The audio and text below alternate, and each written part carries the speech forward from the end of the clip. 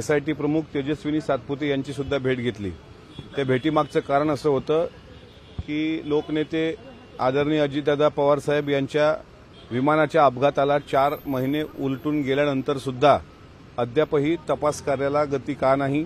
अद्यापही सीसीटीव्हीचं जे काही महाराष्ट्र सीसीटीव्हीच्या बाबतीत विचारतोय त्याबाबत सध्याचं स्टेटस काय आहे। विमान अपघाताच्या 3 महिन्यापूर्वीपासून जे काही प्रकार घडले त्यामध्ये काही भोंदूबाबा खरातच्या आश्रमात घडलेले प्रकार,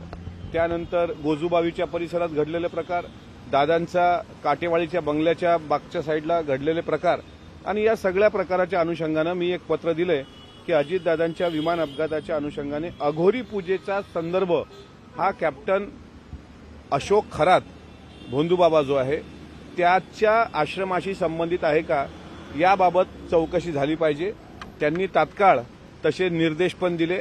एसआयटी प्रमुखांना निर्देश दिले,